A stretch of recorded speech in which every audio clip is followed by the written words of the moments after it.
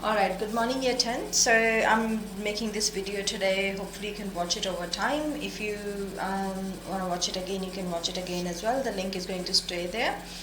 Now we are going to cover the learning intention for today to understand the limitations of GDP. So we covered what the GDP was in last session, so gross domestic product. And the success criteria for this is I can list at least 3 limitations of GDP. Okay, so we are going to go through all of them. Now, what does GDP mean? Okay, how do you think GDP as a measure of growth can be limiting for a country? Okay, we're going to look at these examples. Now, again, for your key vocabulary, you have to work through gross domestic product, economy, goods, final goods, and services. So I want you to take notes down and write the definitions of each of the vocabulary words in your notebook. Okay. Alright, so what are the limitations of GDP? Most times good performance can only be assessed by looking at a range of different measures. Okay. Now the limitation based on this, the limitation here is that GDP is not the only thing to be considered when we look at the economy of a country. Okay. There are many different things that they look at. Okay. They look at the budget, they look at the economic conditions of the economy, they look at the legal regulations. There are many different things that they have to look after, because GDP is not the only thing that helps us look at the economy, because it doesn't assess the economy accurately and the true performance of the economy. Okay, we have to look at many other things as well. Now, GDP states that it's the production of goods and services in any country. Now, when we are producing goods and services, it could be undesirable to the environment. Okay, for example, if we are producing many goods, it is somehow going to harm the environment, because there are going to be smoke emissions. They'll need more land to produce the goods. They'll be using more plastic, which will go into waste and harm our environment. Okay, and also the social consequences. Okay, now social consequences are looking after the community. Okay, now looking after the social welfare of the country. Okay, the other word for social consequence can be looking after the corporate social responsibility. Every business has the requirement, and they have to obligate the corporate social responsibility. For example, in this coronavirus time, I'm just looking at the easiest example, Coles and Woolworths. They've looked at implementing some things that are CSR related. Okay, CSR is again corporate social responsibility. For example, they introduced a couple of hours on 2 days a week just for elderly people. Okay, they introduced 6 a.m. to 7 a.m. time just for elderly people who they can come and shop. This is CSR. Okay, they are looking after the economy, they are looking after the social welfare of the community. Okay, this is what is very important as well. Okay, now what are the limitations of GDP? So we are continuing on. So GDP is a useful indicator of a nation's economic performance. Okay, now it is the most common used measure of well-being. However, it has some important limitations. Okay, it is very important for any country to measure the economic growth.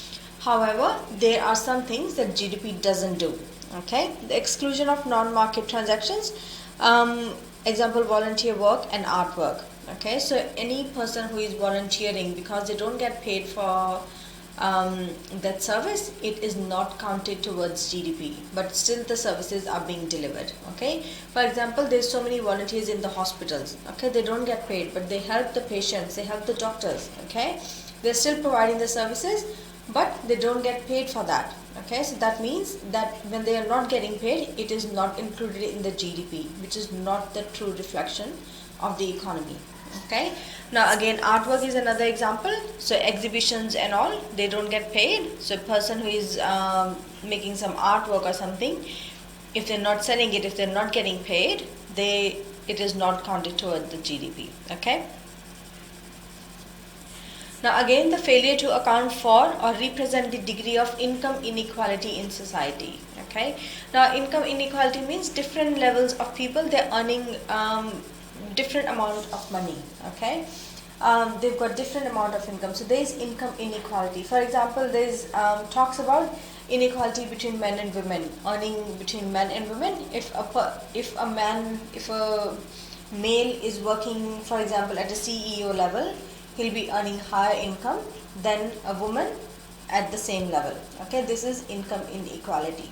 Okay, persons working at the same position but they have different packages, different income packages. That is income inequality. Okay, now the failure to account for costs imposed on human health and the environment.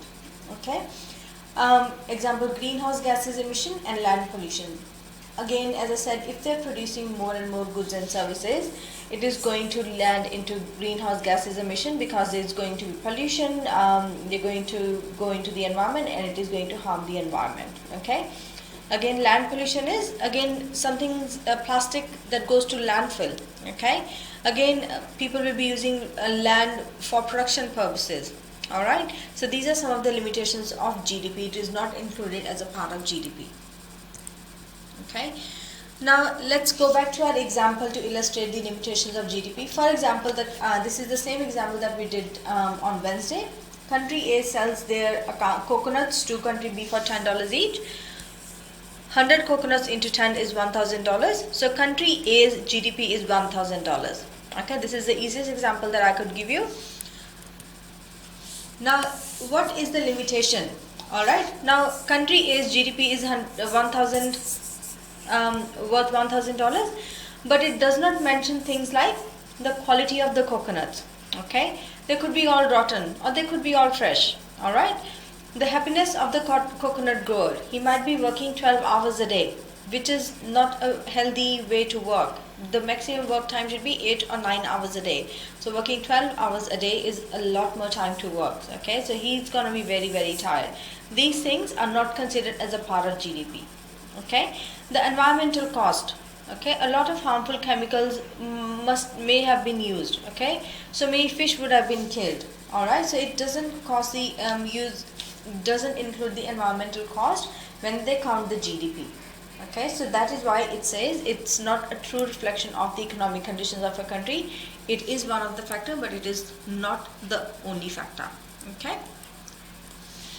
Now, what are the alternatives to GDP? Now, we are talking about that GDP is not the only factor. What are the alternatives? Okay. Alternative indicators have been developed to provide a more well-rounded measure of a nation's quality of life by different national and international organizations. Okay. Now again, there's many organizations who work for it, so which gives us the all-rounded health of the economy. Okay, which is it is the Human Development Index, which measures life expectancy, literacy rates, environmental indicators, measures of inequality, and so on. Okay, so these are the things we also need to consider when we talk about economy. Okay, like life expectancy at birth. This means when a child is born, how many children survive, life expectancy at birth, average education levels, literacy rates, how much of the population in a country is literate.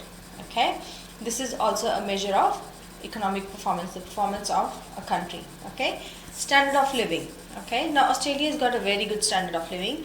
If you go back to other countries, for example, Nepal, you go to Thailand, or maybe you go to Indonesia, Bali, right?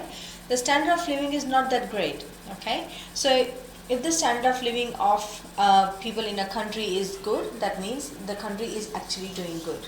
Okay, their per capita income is good enough for them to survive in this country, in the economy. Okay.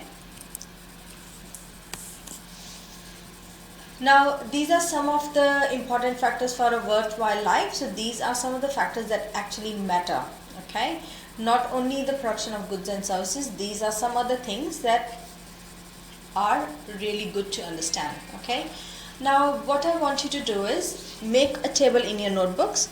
Okay, and you need to number them according to what you think is the highest to the lowest priority. Okay, number 1 being the highest priority. So enough leisure time, spending time with family and friends, contributing to the community, a job that is rewarding, enjoying nature, good health, a pollution-free environment, income and wealth are distributed fairly in society. Okay, so all of you may have different ideas on what it looks like, what factors are important to you, and it depends upon every single individual.